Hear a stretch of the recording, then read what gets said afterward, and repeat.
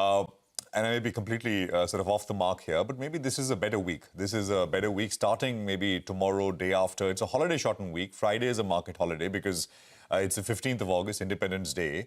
And why do I say that perhaps, leading up to that Friday, which is a holiday here in India, things perhaps get a little better. The US President Donald Trump will meet with Russian President Putin on Friday in Alaska. This is with regards to both trying to negotiate an end to war in Ukraine. Remember, Ukrainian President Zelensky has already warned that Ukraine will not cede any territory to Russia. So he's saying, well, any agreement which is signed without us there, without Ukraine there, is moot. I mean, it won't matter. But the stakes are really high. You've got leaders of both countries meeting in Alaska. It's like a peace summit.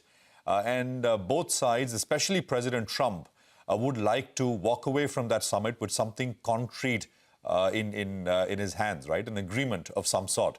And I think that is the reason why this becomes the single most important talking point, news point for the market as we look ahead. And that is the reason why I'm saying, and this sort of connects to the positioning in the market, which is extremely short. And I think some 1.8, 1.9 lakh contracts short, 35,000 crores worth index shorts in the system. So, ahead of a big summit like this, I think you will have some nervousness. Just look at what's happening with gold prices this morning. They're down about 1.5%, oil, etc.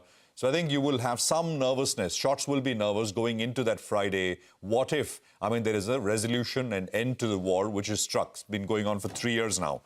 And of course, I don't need to explain, but if that war goes away, Russian sanctions go away, and of course, the 25% ad hoc tariff on India, also perhaps we start to see some relief. So India has, by the way, welcomed the summit between United States and Russia.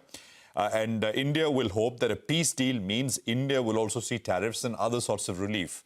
So in a way, it's what it is, but our situation here with those 25% additional tariffs which were imposed because we buy Russian oil, military hardware, etc., is tied to what US does with Russia in that sense. And that's the reason why this is important in that sense. Okay, just a couple of other things. So US-China trade standstill, that also expires on the 12th of August. There are some headlines which say that that could be extended for another 90 days. We'll see. US equities rallied on Friday. Nasdaq, by the way, was up 1%, set a new all-time high. And the narrative in the US seems to be very simple, that AI, productivity and profitability are more important than tariffs. And this has been true for some time. And of course, the other narrative is that there will be weakness because of these tariffs in the second half, but there will be Fed rate cuts, which will take care of that. So this is the two kind of, main threads, a US market narrative, which is underpinning the entire thing there. Last week, just look at the sort of price action, right? Nasdaq 4% higher. You have the MSCI Asia Pacific Index, which was up 2 points. So, by the way, US did well. Asia did very well. India was down 0.8%. And that's extremely stark out there. Since last October, by the way, MSCI India has underperformed the MSCI World, and this is in dollar terms, by 20%. That's a massive underperformance that we've seen.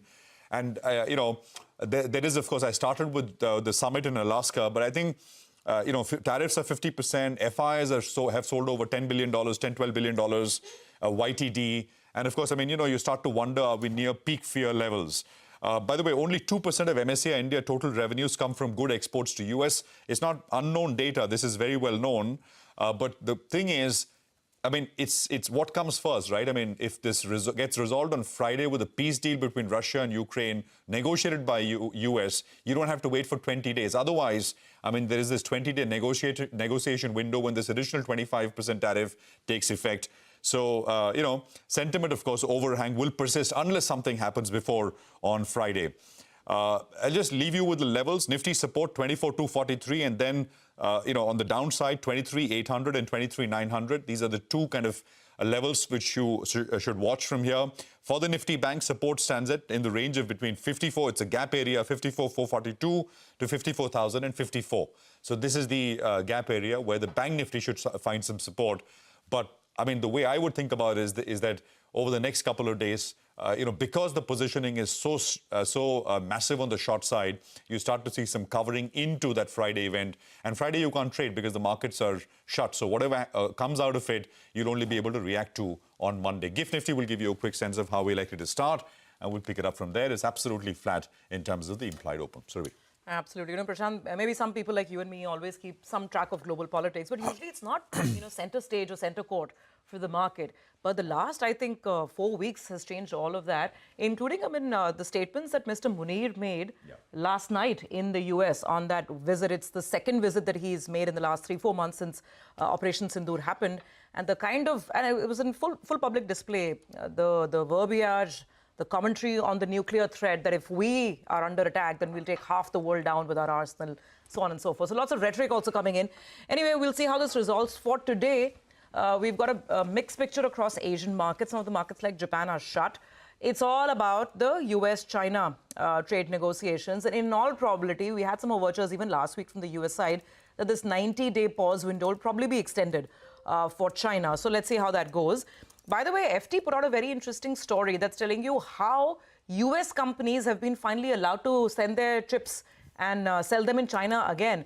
It's coming on the back of what seems to be a 15% revenue share arrangement with the US government. So all the revenue out of selling those chips in China, 15% goes to the US government. That's how NVIDIA and AMD apparently have been allowed those sales. Anyway, now we talk about us within the Asian context because we've had our own charted course, and it's been a course on the way down. The market is at a 3-month low, near 3-month low, the lowest levels that we saw since the 12th of May. And today we are on the 11th of August, so, 3-month lows for all practical purposes. Friday was disappointing because we had a sell day despite positive institutional flows. Look at the institutional flows on Friday. You had about 2,000 crores of buying coming in from the FIIs. Domestic institutions were buyers of cash equities worth over 7,700 crores. So it's telling you that the capitulation that happened over the last couple of days, specifically Friday, that's where HNI, some of the larger retail participants, they are now beginning to get a little worried, and they have contributed to the selling. Speaking of retail, today the MF data is going to be in focus. The monthly numbers will come in, and if you remember, Nilesh Shah of Kotak Mutual Fund told us on this very show last week that expect record equity flows for the month of July. But we have to wait and watch to see if retail is indeed keeping the faith beyond just the SIP numbers as well. Okay, now what next in terms of watching the India-US headlines? We have headlines coming in from the Commerce Minister over the weekend, Mr. Piyush Goyal. And he's again reiterating, obviously, the same stance that the Prime Minister took by saying that we will protect our farmers. He's saying that India will not kneel in front of anyone. And on that comment about India being a dead economy, which the US President made, he's saying we contribute 16% to global growth, and we'll have our own trade negotiations with different trading partners beyond the US as well. So again, the stance of the Indian side seems to be that we're not going to back down. Just placing that on the table. Now let's come to some very interesting corporate developments as well, starting with ICICI Bank. What has ICICI Bank done? They're going up the premium curve, so to speak, because they've increased the minimum account balance requirements across the board. For urban accounts now, it's instead of 10,000, it's 50,000. For semi-urban, it's 25,000 versus 5,000, and even for rural accounts, the threshold has been increased from 5,000 to 10,000. So we'll see. Largely from a market perspective, this will be taken as positive because you deal with wealthier clients, so to speak, and basically it gets you a better bang for your buck. We'll see how the market reacts to it. Talking about the OMC's, watch for that, because finally, as we've been reporting all along, this LPG compensation package has come through. It's a large package, 30,000 crores, maybe not covering the whole losses, but some amount has come through. Coforge fell very sharply on Friday, and the worry was what's happening to Saber's guidance, which is one of their key clients. Now, Coforge hasn't disclosed anything. They're saying there's nothing material to disclose right now. Nothing is impacting our finances. Let's see if the market gets convinced or not. It's an important stock, so watch for this. And finally, tracking weekend earnings. There are, I'm afraid, not too many positive headlines to report. The tail enders are a little disappointing. Siemens margins are a miss. Tata Motors, there's weakness across the board on JLR or their other numbers as well. And Voltas, like PG Electroplast, is another completely washout quarter. By the way, we'll speak to PG's management as well. But short point, earnings not exciting, but there's lots of other news to look forward to this Monday. Nigel. Well, the Nifty is on a 6-week losing streak. The bulls have their back against the wall, But I expect them to come in there and fight to save the 200 DMA. I think we'll see a better fight coming in from the bulls. And maybe, in fact, after the kind of sell-off that we've seen, maybe this week is a better one. And, if you look at the data points as well on the domestic front, power consumption, aviation data, movement of cement and steel, the FASTag numbers as well, just for the past 7 to 10 days, they are showing some kind of signs of improvement in terms of the domestic economy. Let's hope that sustains, because that's the crucial data point that Trump's tariff tantrums will gradually settle down. So that's going to be important. What about the FIs? No prices progressing. They went ahead. They added short positions on index futures. They added shorts even on stock futures. So they continue with their shorting ways. And last week, at the start of the week, we were talking about them being net short with close to around 1.5 lakh contracts on the short side. Guess what? This week, we are starting the week with their net short contracts at around 1.83 lakh contracts. It's moving to that extreme level that we have seen in the past. And in percentage terms as well, the long positioning is only at around 8%, while you have the shorts at around 92%. So the short point is this market is heavily net short. When you have such a net short market and you have a big weekend coming up, big event lined up during the week, maybe the shorts will get a little bit nervous because they've seen a lot of follow through on the downside. But now, in case things go right, then in fact they could get stumped out. And there are three big cues that I look at. One is the FI net short positions. Well, in percentage terms, the highest we have seen since March 2023. The PCR has come down to that level. Normally at around 0.65, 0.6 is when you see that bounce that comes about because call writing has got too easy. So we're at that. And the relative strength index has come down to around 35. At around 30, that's when we get into the oversold zone. So put all these three factors together, you're expecting a bit of a bounce, and that could be due in the next couple of trading sessions itself after the kind of pullback that we have seen. The options data comes up for you, 24,500 call, 24,300 put, both of them seeing aggression. And just take a look at that. The 24,500 call writers, they're getting very comfortable. 85 lakh shares getting added out there. The premium is what they're eating into. Which brings us to the levels. Now, it's very, very important that the Nifty defends that 200 DMA. So that's the deeper support. You do want this level. The options data suggesting near-term support of around 24,200. So this zone is extremely important. Well, if the markets can get up, you'll want it to get past the 24,500 odd mark because that's where the 100 DMA comes in at. So you'll want it to get past that. But crucial that we defend this mark.